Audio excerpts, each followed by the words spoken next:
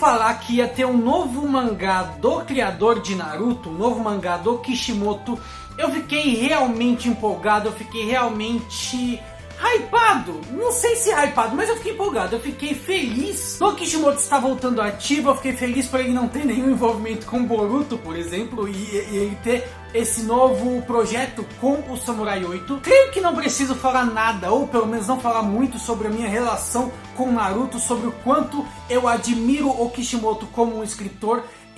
Mas mesmo assim eu vou falar um pouco, vai. Naruto mudou minha vida, todo mundo sabe o quanto...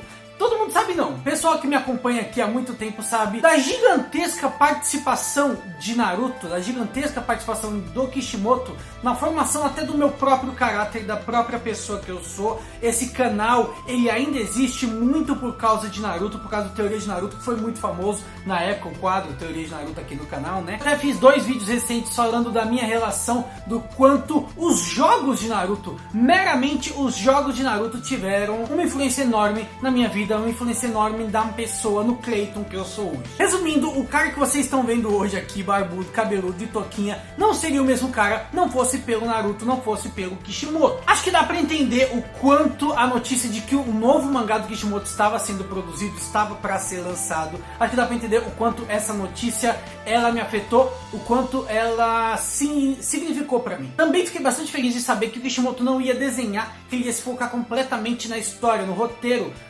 desse novo mangá, né? Era outro cara que ia fazer e tal. Eu não me importava se esse outro cara ia fazer, ia ter um traço bom ou não, mas as primeiras imagens já mostravam que era algo decente, era algo à altura do Kishimoto. E eu fiquei bastante feliz dele ser o escritor apenas e não o cara que ia desenhar, porque, ao meu ver, ele teria muito mais tempo para se focar no desenvolvimento da história, no desenvolvimento do mundo, dos personagens, etc. Quem acompanha um pouco mais a fundo o cenário aí dos mangakas, quem sabe um pouco mais sobre o trabalho que os caras desempenham, sabe que é um trabalho terrível, é um trabalho muito complicado. Os caras têm que entregar muitos mangás, muitas histórias, muitas páginas e capítulos num ritmo muito acelerado. Então não é fácil cumprir prazos, não é fácil agradar a editora, agradar o público e ao mesmo tempo se continuar trabalhando ali. Os caras penam bastante, é um trabalho mental, é um trabalho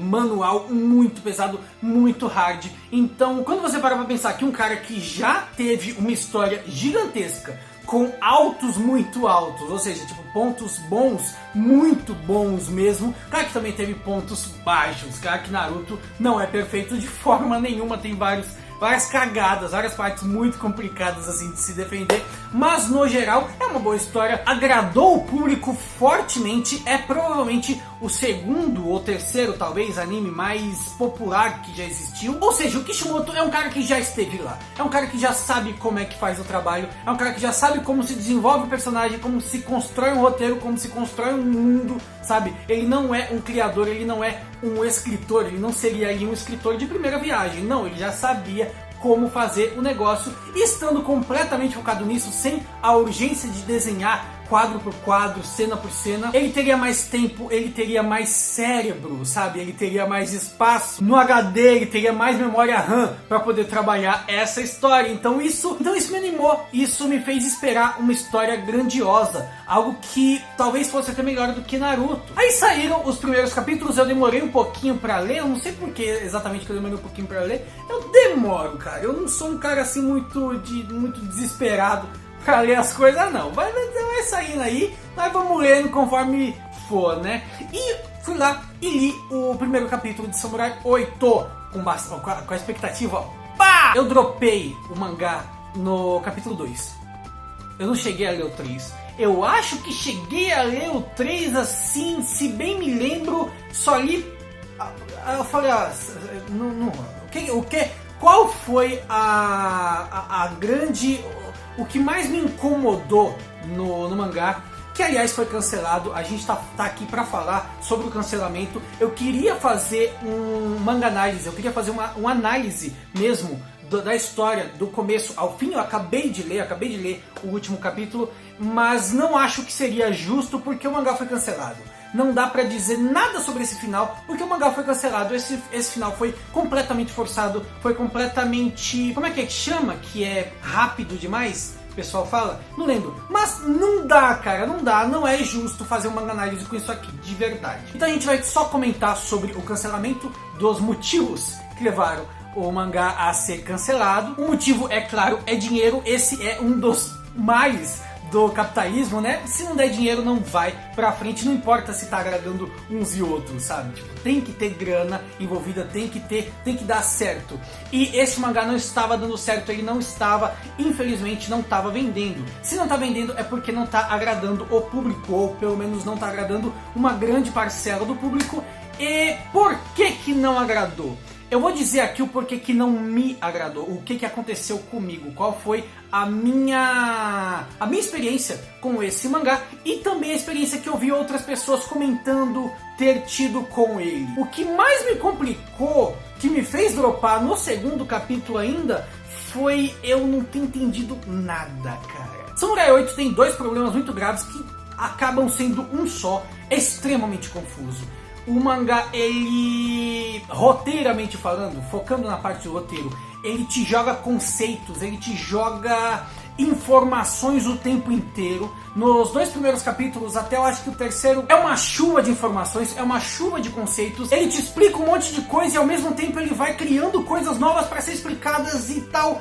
E é uma salada, é um negócio que é difícil, é uma barreira que foi difícil de eu passar. É um negócio que tem que ser muito paciente para entender. E você só vai entender as coisas que estão acontecendo nos dois primeiros capítulos se você continuar lendo até um quarto. Aí você vai ter exemplos o suficiente para você entender o que está acontecendo. Não era necessário toda aquela explicação do primeiro e segundo capítulo. E se você está confuso com o que eu estou falando agora, imagina com a galera lendo o mangá. Imagina comigo lendo o mangá. E o outro problema grave que eu citei, né, é a poluição visual. É um monte de coisa em cada quadro, é um detalhamento demais e o fraquíssimo destaque que se dá para as coisas. Eu deixei aqui aberta uma imagem, eu vou colocar ela para vocês verem, e é assim, cara, não fosse, de verdade, não fosse esta asa desse cachorro, robô, voador, sei lá o que, não fosse por essa asa, talvez não dava pra entender, não dava pra perceber o personagem ali. Mesmo com esse destaque que a asa acaba conseguindo sem querer, ainda daria pra confundir facilmente o corpo do protagonista, o corpo do Hashimaru, aí no fundo. É um negócio muito bizarro, mas eu vou falar pra vocês com sinceridade que é algo que a gente acostuma, é algo que o nosso olhar vai se acostumando conforme os capítulos vão passando, né? Mas eu, a princípio, não dei tempo, sabe? Eu não entendi quase nada do que aconteceu nos dois primeiros capítulos, não me deu vontade nenhuma de ler o terceiro. Quando eu comecei a ler o terceiro, eu já não estava nem um pouco a fim de ler e acabei largando. E passaram-se meses e eu falei, mano, isso é uma porcaria. Eu fiquei triste por ter largado um mangá que é do mesmo cara que fez Naruto, o mesmo cara que me inspirou pra caralho a fazer as histórias que eu faço, o cara que mudou muito da minha vida. Aí, mais ou menos 2 meses atrás, veio a notícia de que o mangá estava sendo um fracasso, o mangá não estava vendendo o suficiente.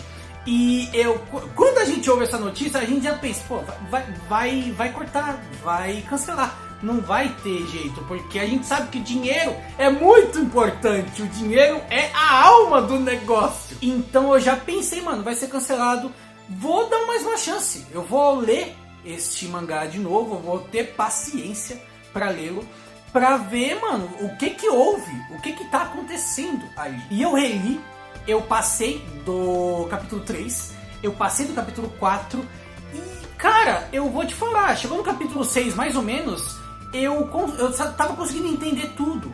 Não era mais como o primeiro e o segundo capítulos. E não sei se cheguei a comentar isso no Twitter. Eu comentei, eu fiz uns comentários no Twitter lá. Eu comentei, mano, tô gostando, tá interessante. A segunda vez que eu tentei ler foi completamente diferente da primeira vez que eu tentei ler. E nessa segunda vez, nessa segunda lida do mangá, cara, eu fiquei realmente surpreso, eu fiquei realmente impressionado.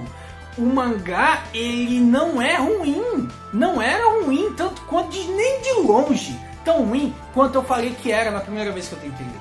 De jeito nenhum. É óbvio que o mangá também não era bom. É óbvio que ele também não era uma maravilha. Caralho, este aqui vai revolucionar o estilo shonen. Não. Ele é um anime shonen, ele é um mangá shonen, né? Ele é um shonenzão, ele é padrão. Ele tem aquele personagem fraco que de repente vai ganhar poderes, sabe? Ele tem todos esses clichês. Mas o Hashimaru, ele tem... Eu vou falar agora, tipo... coisas que me chocaram, coisas que me surpreenderam bastante. O Hashimaru tem um crescimento demonstrado logo nos primeiros capítulos do mangá. Tem morte de personagem importante logo nos primeiros capítulos do mangá. Tem uma luta que como que eu posso dizer? As lutas de Samurai 8 são impressionantes, são extremamente destrutivas. As lutas no começo do Samurai 8, elas são um nível de poder e destruição equivalente às lutas finais de Naruto, as lutas do filme do Boruto. É um nível de destruição planetária que eu amo, eu adoro, e é super bem desenhado. As lutas são muito boas. A luta de mangá é complicado, não é a mesma coisa de um anime. Anime tem toda os karatezinhos, não tem como fazer isso no mangá. Mas, por exemplo, eu vou dizer aqui uma coisa que o pessoal pode ficar bolado. As lutas do começo, as lutas que foram mostradas no começo de Samurai 8 no mangá são melhores do que as lutas de Boku no Hero no mangá. E presta atenção, eu estou falando do mangá, eu não estou falando do anime. Eu não estou falando da luta Alpha One contra o All Might no anime, que foi incrível, chorei com aquela merda um monte de vezes, mas eu estou falando de luta no mangá e eu estou falando do começo de Boku no Hero. As lutas desse negócio aqui são melhores, na minha opinião, são melhores. Os clichêsões que a gente encontra no Samurai 8 são... também tá ali no Boku no Hero. E eu tô falando de um anime, eu tô falando de um mangá, do Boku no Hero, que eu amo de verdade. Eu tenho tatuagem, eu tenho tatuada a frase aqui da Nana, da mestra do All Might, entendeu? Eu não tô falando mal de Boku no Hero, eu só estou dizendo que, mano, é clichê. Os dois mangás são comparáveis, as duas histórias são comparáveis, sim, são shonens padrão. Depois de ler vários capítulos do Samurai 8, eu consegui perceber a semelhança que existe na estrutura dos negócios, eu consegui perceber que todos os clichês, todas as coisas ruins que tem ali, a gente encontra também no começo de Naruto, a gente encontra também no começo de Bleach, a gente encontra também no começo de qualquer anime shonenzão, de qualquer mangá shonenzão. Então, qual que é o grande problema? O que foi o grande causador do fracasso de Samurai 8, na minha opinião, tá? Eu não sou dono da verdade, mas é o que eu acho. A gente foi com hype.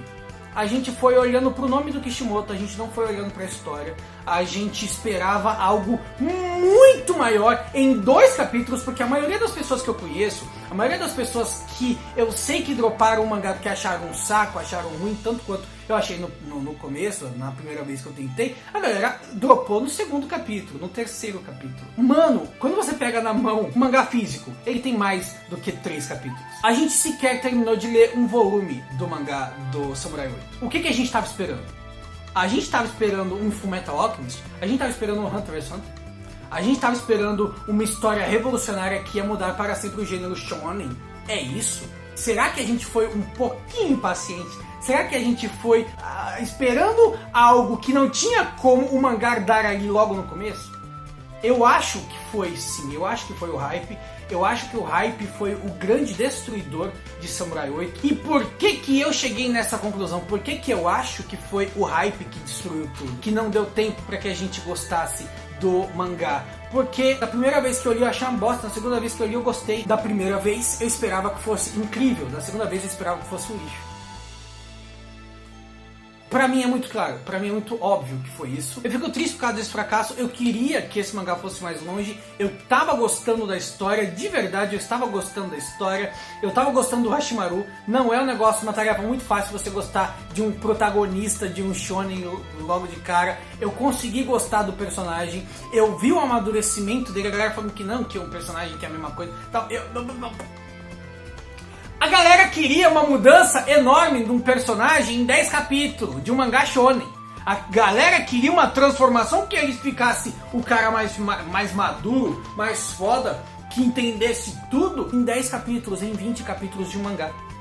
Quanto tempo Naruto levou pra crescer? O protagonista Naruto levou pra amadurecer? Quantos mangás ele precisou? Falta sim a galera botar a mão na consciência e perceber que esperou demais de um negócio que ele não poderia dar, principalmente ele não poderia dar naquele tempo. Eu acho que falta a galera fazer essas comparações sim em relação a outros mangás no começo também, focado no começo. Não, é claro que não, você não tem que comparar o Samurai 8 com 30 capítulos, 34 capítulos que ele teve, com One Piece 900.000 capítulos. Não é isso. Eu tô falando você comparar os começos, você comparar o Naruto até o 34 com esse negócio aqui até o 34, eu não sei mais o que dizer. Muito obrigado por ter assistido esse vídeo aí. É isso, cara. Eu realmente acredito que o Kishimoto tinha uma boa ideia. Eu realmente acredito que ele estava desempenhando, ele estava levando essa ideia adiante muito bem. Eu acho que ele estava sabendo fazer, criar o universo, explicar esse universo. É claro que eu acho que ele vacilou nos 2 primeiros capítulos. Eu acho que ele realmente colocou coisa demais, informação demais. Eu acho que isso também, isso, olha, sei lá. Eu me chamo Clayton, esse foi um vídeo meio chato, esse foi um vídeo meio sei lá, de fazer. Eu imagino que tenha gente esperando essa minha conclusão, esperando essa minha opinião. Se você gostou, por favor, não esqueça de deixar o seu like aí para ajudar o canal a crescer. E se você é novo por aqui, inscreva-se no canal clicando em inscrever-se aí embaixo, também clicando no sininho para receber os próximos vídeos defendendo mangás que ninguém gostou, ou que pouquíssima gente gostou. É isso. Me chamo Clayton, esse é o canal Nerdside. Beijo na bunda, sayonara e nerd.